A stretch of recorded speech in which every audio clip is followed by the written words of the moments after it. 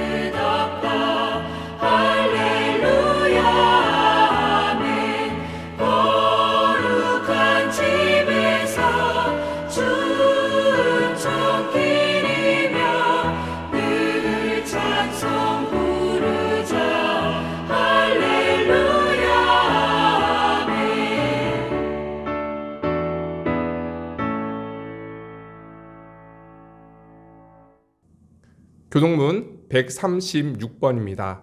저와 여러분이 한 절씩 교독하겠습니다. 그 후에 내가 내 영을 만민에게 부어주리니 너희 늙은이는 꿈을 꾸며 너희 젊은이는 이상을 볼 것이며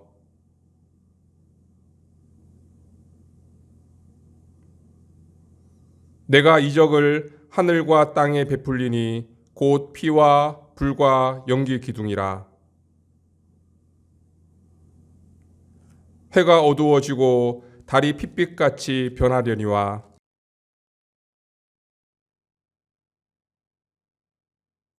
이는 나 여호와의 말대로 시온산과 예루살렘에서 피할 자가 있을 것이며 남은 자 중에 나 여호와의 부름을 받을 자가 있을 것임이니라. 아멘. 다 같이 사도신경 하심으로 우리의 신앙을 고백하겠습니다. 나는 전능하신 아버지 하나님, 천지의 창조주를 믿습니다. 나는 그의 유일하신 아들, 우리 주 예수 그리스도를 믿습니다. 그는 성령으로 잉태되어 동정녀 마리아에게서 나시고 본디오 빌라도에게 고난을 받아 십자가에 못 박혀 죽으시고 장사된 지 사흘 만에 죽은 자 가운데서 다시 살아나셨으며 하늘에 오르시어 전능하신 아버지 하나님 우편에 앉아 계시다가 거기로부터 살아있는 자와 죽은 자를 심판하러 오십니다. 나는 성령을 믿으며 거룩한 공교회와 성도의 교제와 죄를 용서받는 것과 몸의 부활과 영생을 믿습니다. 아멘. 찬송가 183장 함께 찬양 드리겠습니다.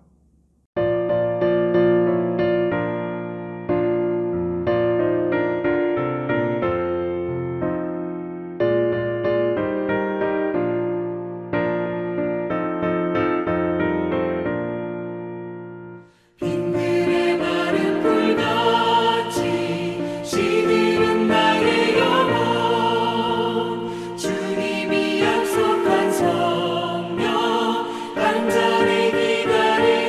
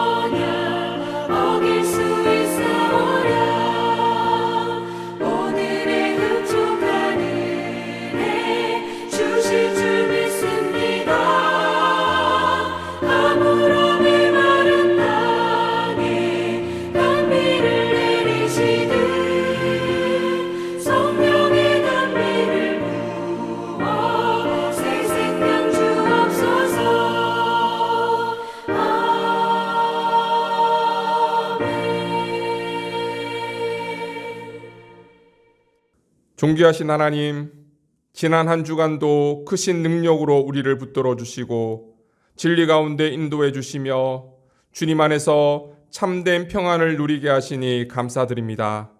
거룩한 성일을 맞아 하나님께 찬양과 경배를 드리며 하나님을 예배하오니 이곳에 친히 좌정하셔서 우리의 예배를 받으시고 진리의 말씀으로 우리의 심령을 채워 주옵소서. 오늘은 보혜사 성령님께서 이 땅에 오신 것을 기억하며 예배드리는 성령 강림 주일입니다. 오순절 마가의 다락방에서 기도하던 제자들에게 임하셨던 성령의 충만한 은혜를 오늘 우리에게도 허락하여 주옵소서. 우리 안에 내주하시는 진리의 성령님으로 인해 날마다 하나님의 말씀을 깨닫고 그 말씀에 순종하며 주님의 뜻을 이루어가는 삶이 될 수 있도록 인도하여 주옵소서. 성령 충만함으로 성령의 열매를 풍성히 맺게 하시고 이로 인해 하나님께 영광 돌리는 삶이 되게 하여 주옵소서. 말할 수 없는 탄식으로 성도들의 기도를 도우시는 성령님, 이 시간 두렵고 떨리는 마음으로 하나님 앞에 나아갑니다. 우리의 죄악되고 부족한 모습을 성령의 불로 태우시고 우리 마음속에 정직한 영을 새롭게 하여 주옵소서. 우리의 삶이 이 세대를 본받지 않게 하시고 오직 마음을 새롭게 함으로 변화를 받아 하나님의 선하시고 기뻐하시고 온전하신 뜻이 무엇인지 분별할 수 있는 삶이 되기를 원합니다. 우리가 하나님의 성전임을 기억하며 성령의 은사를 통해 교회와 이웃과 세상을 섬기며 하나님 나라 확장을 위해 살아가는 삶이 될 수 있도록 은혜 내려 주옵소서.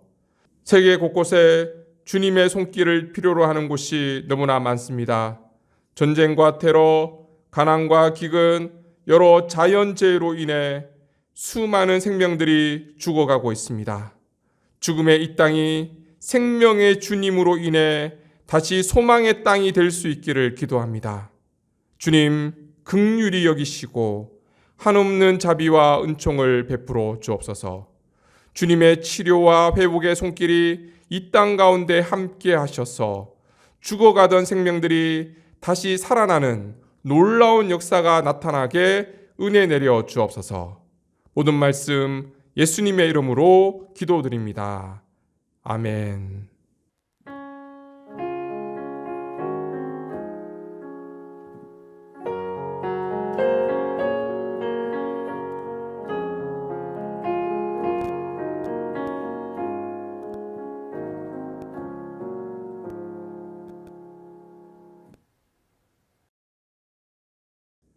하나님께서 오늘 우리에게 주시는 말씀은 요한복음 14장 16절에서 18절까지의 말씀입니다. 이제 하나님의 말씀을 받들어 봉독하겠습니다. 내가 아버지께 구하겠으니 그가 또 다른 보혜사를 너희에게 주사 영원토록 너희와 함께 있게 하리니 그는 진리의 영이라. 세상은 능히 그를 받지 못하나니 이는 그를 보지도 못하고 알지도 못함이라. 그러나 너희는 그를 아나니 그는 너희와 함께 거하심이요 또 너희 속에 계시겠음이라. 내가 너희를 고아와 같이 버려두지 아니하고 너희에게 오리라. 이것은 하나님의 말씀입니다. 아멘.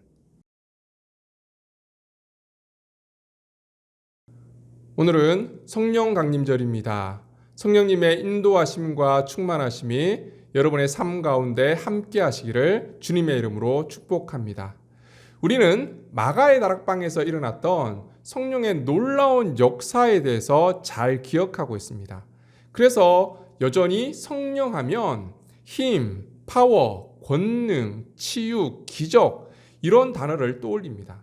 때로는 초자연적인 힘이나 기운, 에너지 또는 현상으로 생각하기도 합니다. 물론 성령님께서 역사하실 때 나타나는 신비한 체험이나 기적 같은 현상이 예전에도 나타났고 오늘날도 여전히 나타나는 것은 사실이에요. 하지만 이것은 성령님께서 함께 하실 때 나타나는 현상이지 이것을 성령의 본질이라고 생각하면 안 된다는 거예요.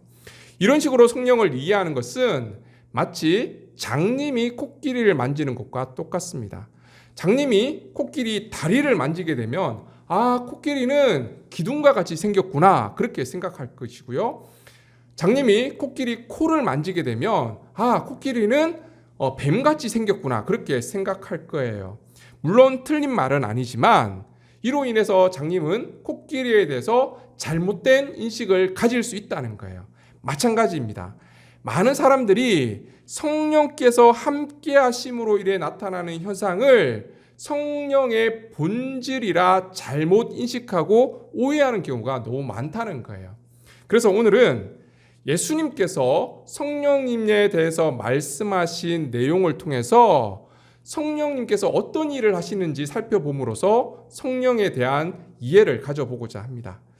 그 전에 한 가지 우리가 이해하고 넘어가야 할 부분이 있습니다. 그것은 성령이 삼위일체 하나님이시다라는 사실이에요.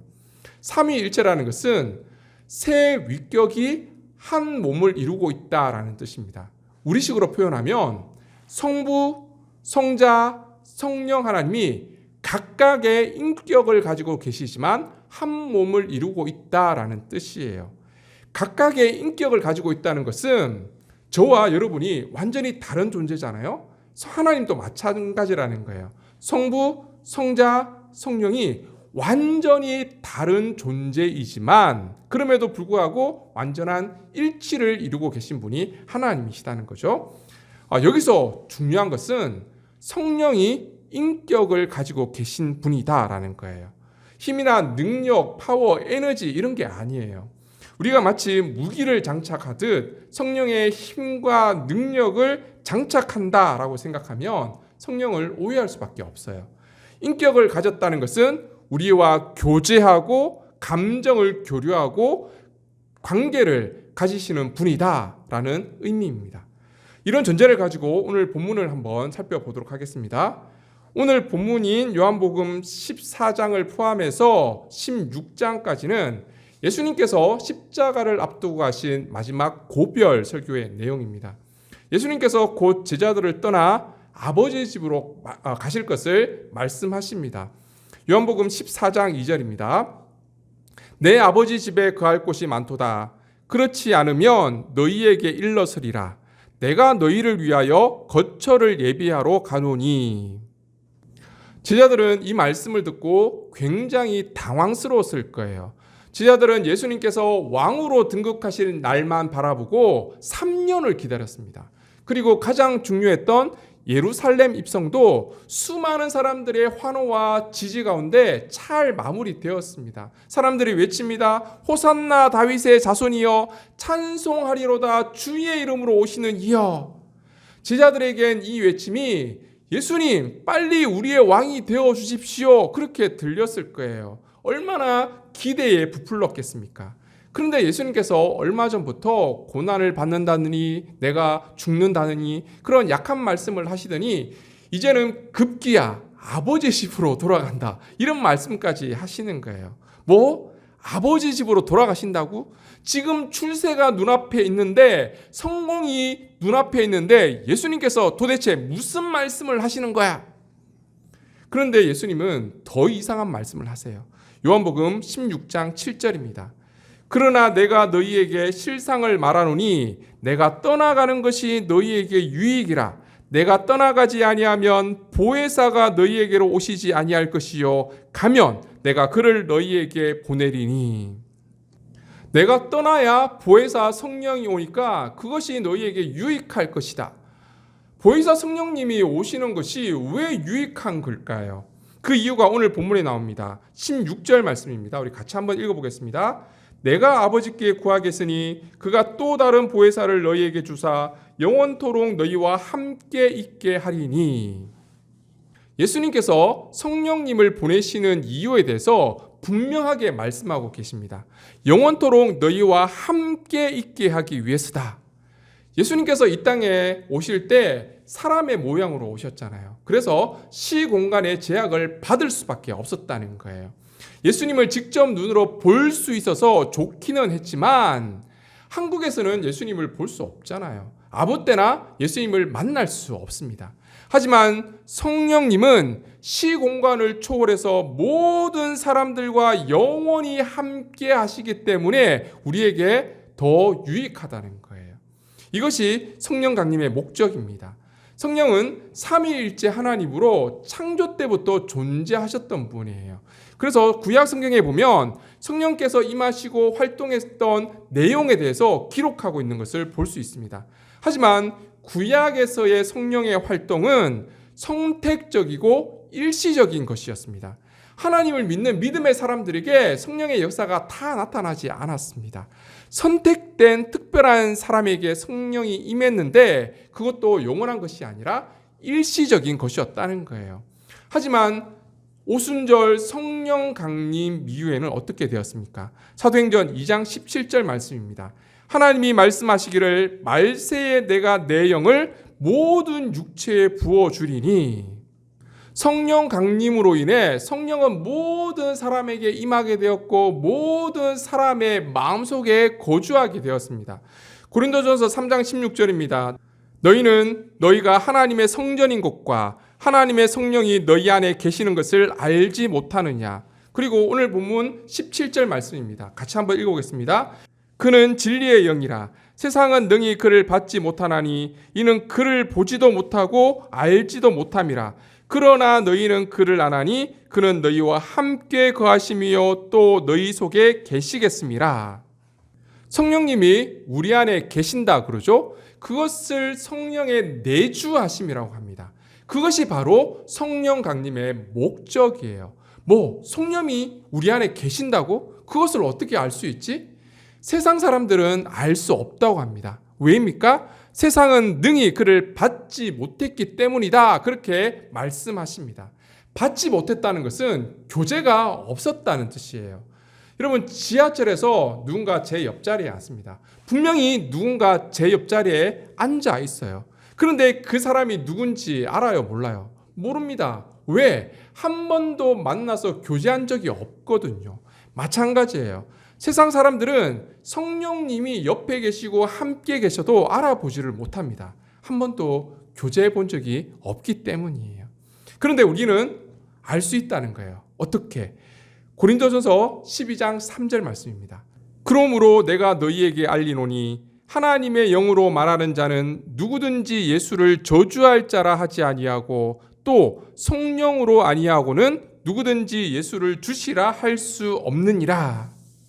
여러분, 예수님이 그리스도라는 사실을 믿으시죠? 이 믿음이 바로 성령께서 우리 안에 내주하고 계시는 증거라는 거예요. 성령의 내주는 우리에게 주시는 하나님의 최고의 축복입니다. 예수님께서 승천하시면서 우리에게 무엇을 약속하고 계십니까? 마태복음 28장 20절입니다. 내가 너희에게 분부한 모든 것을 가르쳐 지키게 하라. 볼지어다 내가 세상 끝날까지 너희와 항상 함께 있으리라 하시니라. 그 약속이 성령 강림으로 이루어진 거예요. 그리고 오늘 본문 18절에 또 이렇게 말씀하십니다. 우리 18절 말씀 같이 한번 읽어보겠습니다. 내가 너희를 고아와 같이 버려두지 아니하고 너희에게로 오리라. 우리를 고아와 같이 버려두지 않고 주님께서 성령으로 함께 하시겠다는 말씀입니다. 여러분, 우리는 혼자가 아닙니다. 성령님께서 우리와 함께 하십니다. 때로 너무 힘들고 어려울 때가 있습니다. 혼자인 것 같습니다. 내 옆에 남은 사람은 아무도 없고 절망 가운데 난 이제 끝났구나. 나는 혼자구나. 더 이상 나 혼자임으로 살아갈 수 없어. 내 삶을 포기할 수밖에 없어. 그렇게 생각하는 그 순간에도 성령님은 우리와 함께 하십니다. 성령님은 우리를 떠나지 않습니다. 고아와 같이 우리를 버려두지 않습니다. 영원히 우리와 함께 하시는 분이라는 거예요. 이사야 41장 10절 말씀입니다. 두려워하지 말라. 내가 너와 함께함이라. 놀라지 말라. 나는 내 하나님이 되리라. 내가 너를 굳세게 하리라. 참으로 너를 도와주리라. 참으로 나의 의로운 오른손으로 너를 붙들리라. 우리와 영원토록 함께 하시며 우리를 붙드시고 우리를 도우시는 성령님이 계시는 것보다 더 큰 축복은 없습니다. 여러분, 성령 강림절을 맞아서 성령께서 우리 안에 내주하고 계시는 것이 얼마나 큰 축복임을 깨달을 수 있기를 바랍니다. 그렇다면 우리 안에 내주하시는 성령님은 어떤 일을 하시는 걸까요? 성령님은 우리를 진리의 길로 인도하십니다. 오늘 본문 17절을 이렇게 시작합니다. 그는 진리의 영이라. 성령의 본질은 진리의 영입니다. 그래서 우리를 진리로 인도하시는 거예요. 이것이 성령의 사역 가운데 가장 중요한 것입니다. 여러분, 진리가 무엇입니까? 하나님의 말씀이죠. 예수 그리스도, 그분이 진리 자체이십니다.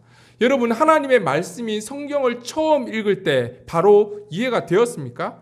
성경을 읽는데 흰 것은 종이요 까만 것은 글씨라. 도무지 그 뜻이 이해가 되지 않습니다. 이것은 세계적인 석학이라도 마찬가지예요. 아무리 뛰어난 지성을 가지고 있다 하더라도 하나님의 말씀을 처음 읽게 되면 그 말씀을 이해할 수도 없고 그 진리를 깨달을 수 없다는 거예요. 마치 예전에 비밀 편지를 주고받는 그 편지와 같습니다. 여러분, 종이에다가 글을 쓰긴 쓰는데 그냥 보면 아무리 봐도 보이지 않습니다. 그런데 그 비밀 편지를 어떻게 봅니까? 촛불에 비춰보잖아요. 촛불에 비추면 그 글씨가 보입니다.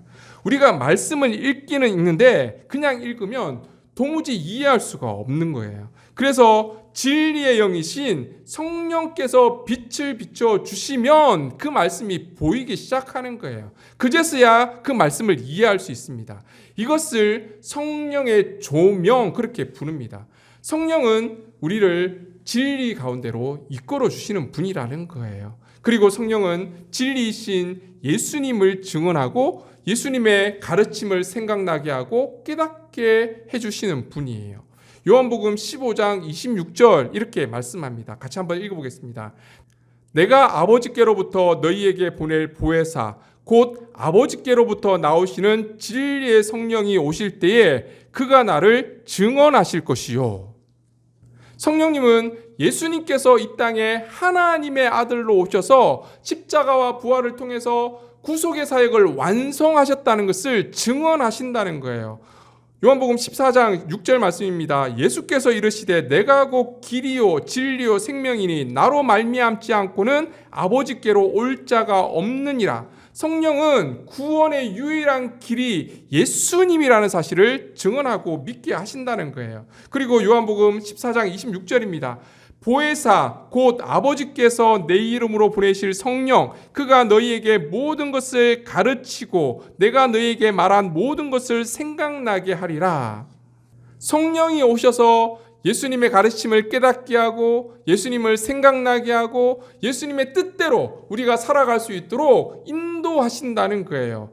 즉 성령의 사역의 핵심은 유일한 구원의 길이신 예수님을 증언하고 예수님을 믿게 하고 예수님께서 이 땅 가운데 오셔서 행하셨던 하나님 나라의 사역을 우리가 계속해서 이어갈 수 있도록 도우시는 분이라는 거예요. 우리는 때로 내가 믿는다 그렇게 착각할 때가 있습니다. 그래서 내 믿음을 자랑하기도 하잖아요. 그런데 정확하게 얘기하면 내 믿음이라는 것은 없습니다. 성령께서 진리를 깨닫게 하시고 믿게 하시는 거예요. 성령께서 진리 가운데 우리를 인도하시는 거예요. 이것이 바로 우리에게 큰 축복임을 깨달을 수 있기를 바랍니다. 그리고 우리 안에 내주하시는 성령님은 우리를 도우시는 분이라는 거예요. 오늘 보면 16절 말씀을 같이 한번 읽겠습니다.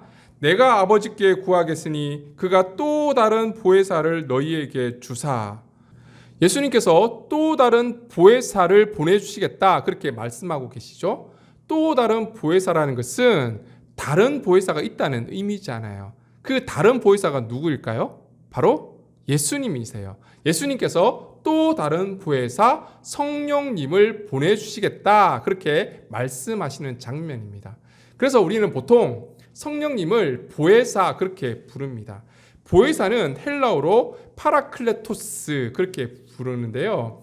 파라는 옆에, 곁에라는 뜻이고요. 클레토스는 부른다, 부름을 받았다라는 의미예요. 그래서 법정에 설 때 누군가 도와줄 사람이 필요하잖아요. 그래서 돕기 위해서 부름을 받은 자, 변호사, 법정 대리인 이런 의미를 가지고 있습니다. 그래서 파라클레토스가 다른 본문에서는 대언자 그렇게 번역되기도 합니다.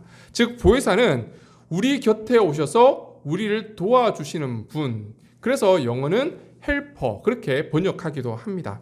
사실 우리가 이 땅 가운데 살아가면서 얼마나 연약합니까? 성령의 도움 없이는 살아갈 수 없이 연약한 존재라는 거예요. 그래서 바울은 로마서 7장 18절 19절에 이렇게 고백하고 있습니다.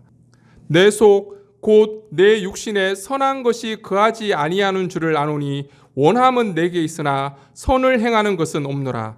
내가 원하는 바 선은 행하지 아니하고 도리어 원하지 아니하는 바 악을 행하는도다. 나는 하나님의 말씀을 따라 선을 행하며 살아가고 싶은데 죄의 본성 때문에 원하지 않는 악을 행하며 살아갈 수밖에 없다. 바울이 그렇게 고백하고 있는 거예요. 이것이 바로 우리의 삶의 모습이 아닙니까? 정말 우리는 하나님의 뜻대로 살고 싶습니다. 하지만 우리는 너무나 연약하기 때문에 아무리 다짐하고 아무리 기도해도 또 넘어질 수밖에 없다는 거예요. 그렇게 연약한 존재가 우리라는 것입니다. 그래서 성령님의 도우심이 필요한 거예요. 로마서 8장 26절입니다. 이와 같이 성령도 우리의 연약함을 도우시나니 우리는 마땅히 기도할 바를 알지 못하나 오직 성령이 말할 수 없는 탄식으로 우리를 위하여 친히 간구하시느니라. 성령께서 말할 수 없는 탄식으로 우리를 위해서 기도하시고 간구하시고 연약한 우리를 돕고 계신다는 거예요. 이 사실을 깨달을 때 우리는 믿음으로 하나님의 뜻을 이루어가며 성령 충만한 삶을 살아갈 수 있다는 겁니다. 성령 충만이라는 것은 휴대폰 배터리 충전하듯이 힘과 능력과 에너지를 충전하는 것이 아니에요. 성령 충만은 성령과의 깊은 교제를 의미합니다. 성령님과 깊은 교제를 통해서 진리를 깨닫게 되고 성령의 음성에 귀를 기울이게 되고 그 말씀에 순종하며 살아감으로 내 삶의 주권을 하나님께 내어드리는 게 성령 충만한 삶입니다. 성령과 교제 없이 내가 주인으로 살아가는 삶, 그것을 성경은 술 취하고 방탕한 삶이라고 합니다. 에베소서 5장 17절 18절 말씀입니다. 그러므로 어리석은 자가 되지 말고 오직 주의 뜻이 무엇인가 이해하라. 술 취하지 말라. 이는 방탕한 것이니 오직 성령의 충만함을 받으라. 술 취한다는 것은 술에 의해서 제어가 된다는 뜻이에요. 술은 사람을 분별과 책임에서 벗어나게 만들잖아요. 그래서 사람이 술만 마시면 이상한 행동을 하는 거예요. 자기가 주인 되는 삶이 바로 그렇습니다. 하나님의 말씀을 이해하지도 못하고 분별하지도 못하고 그래서 하나님의 뜻대로 삶을 살아가지 못하고 자기 마음대로 살아가는 거예요. 반면 성령 충만은 어떻습니까? 하나님의 뜻을 이해하고 하나님의 뜻을 분별하고 그래서 하나님의 뜻에 말씀에 순종하며 살아가는 것이 바로 성령 충만한 삶이라는 거예요. 그래서 성령 충만으로 맺어지는 삶의 열매에 대해서 성경은 어떻게 기록하고 있습니까? 갈라디아서 5장 22절 23절 말씀입니다. 오직 성령의 열매는 사랑과 희락과 화평과 오래 참음과 자비와 양성과 충성과 온유와 절제니 이 같은 것을 금지할 법이 없느니라. 여러분, 성령의 열매를 보십시오. 이것은 어느 날 갑자기 그냥 생겨나는 것들이 아니에요. 우리의 삶을 통해서 열매 맺어야 하는 것들입니다. 다시 표현하면 성령의 열매는 과일 가게에 가서 과일을 사오는 게 아니에요. 이 과일을 얻기 위해서 내가 애쓰고 노력하고 거름 주고 물 주고 비바람에 과일이 떨어질까 노심초사하며 그렇게 열심히 가꾼 나무에서 열매를 얻는 것과 같습니다.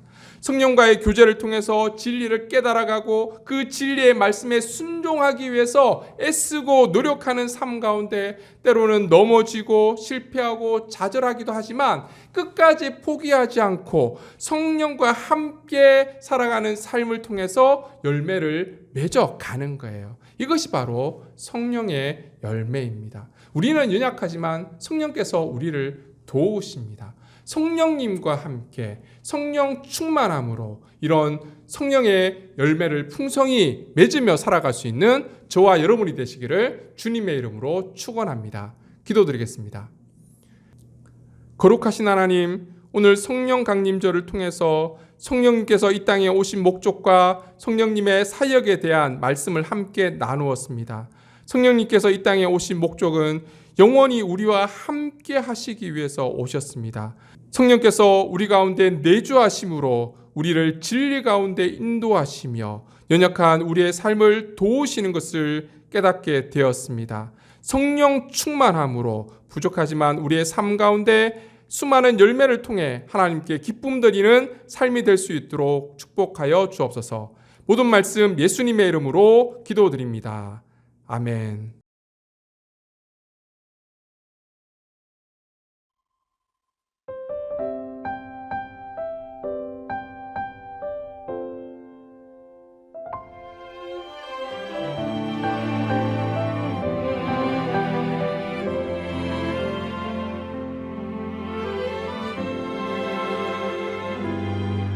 내가 누려왔던 모든 것들이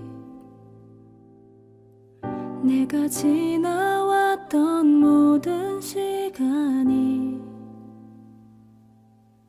내가 걸어왔던 모든 순간이 당연한 것 아니라 은혜였어. 아침 해가 뜨고 저녁에 노을 봄의 꽃향기와 가을의 열매 변하는 계절의 모든 순간이 당연한 것 아니라 은혜였어. 모든 것이 은혜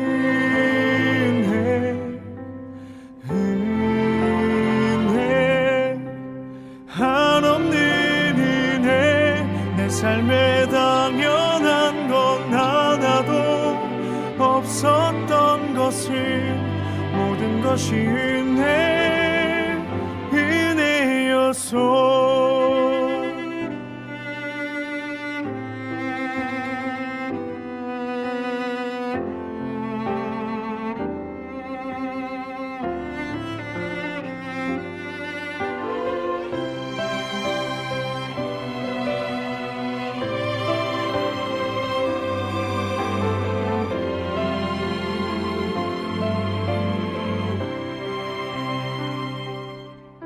내가 이 땅에 태어나 사는 것 어린아이 시절과 지금까지 숨을 쉬며 살며 꿈을 꾸는 삶 당연한 것 아니라 은혜였소. 내가 하나님의 자녀로 살며 오늘 찬양하고 예배하는 삶 복음을 전할 수 있는 축복이 당연한 것 아니라 은혜였소. 모든 것이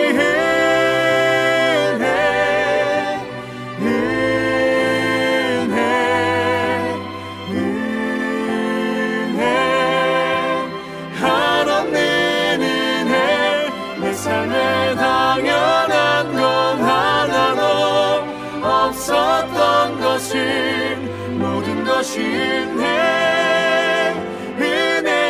은혜였소. 모든 것이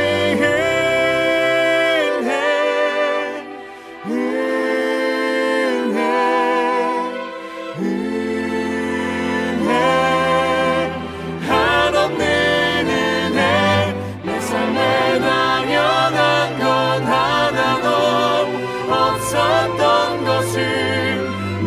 것이 은혜였소. 모든 것이 은혜였소. 모든 것이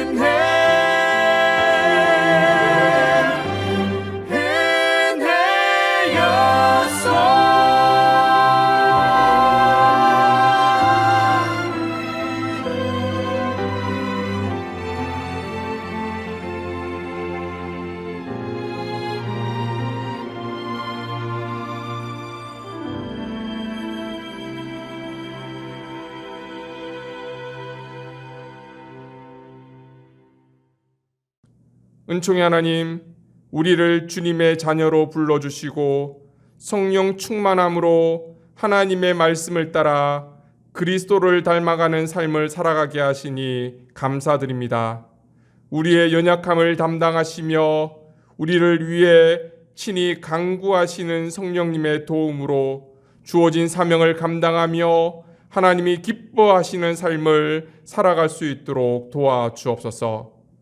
이 시간 어려운 시기에도 불구하고 우리의 가정과 직장과 삶의 터전을 지켜주신 하나님의 은혜와 사랑에 감사드리며 정성껏 준비한 예물을 하나님께 올려드립니다. 하나님 기뻐 받아주시고 하나님 나라 영광 삼아 주옵소서. 이 예물이 세상에 흘러갈 때에 주님의 몸된 교회를 세우고 이웃을 섬기며 생명을 살리는 하나님 나라 사역을 위해 아름답게 사용될 수 있도록 축복하여 주옵소서. 새롭게 시작하는 한 주간의 삶을 하나님께 의탁합니다. 주님의 지팡이와 막대기로 친히 우리의 삶을 지켜주시고 주님의 포근한 날개 아래 안전히 거하게 하여 주옵소서. 성령님과 깊은 교제 속에 하나님의 뜻을 발견하고 하나님의 말씀에 순종함으로 성령의 풍성한 열매를 맺는 삶이 될 수 있도록 인도하여 주옵소서. 화급 가운데 있는 믿음의 자녀들에게 지혜와 명철을 허락하시고 여러 지역에 흩어져 있는 주님의 자녀들을 지켜주시며 육체적 질병 가운데 있는 모든 교우들에게 치유와 회복에 하나님의 은총을 더하여 주옵소서. 모든 말씀 예수님의 이름으로 기도드리며 이제는 우리 주 예수 그리스도의 은혜와 하나님 아버지의 무한하신 사랑하심과 성령님의 교통하심이 성령 충만함으로 하나님의 말씀에 순종하며 이 시대를 향한 사명을 감당함으로 이 땅 가운데 하나님 나라를 확장시켜 나가기를 다짐하는 사랑하는 주님의 백성들과 그 자녀들 위해 모든 교회와 선교사님들 위해 이제로부터 영원토록 함께 하시기를 간절히 축원하옵나이다. 아멘.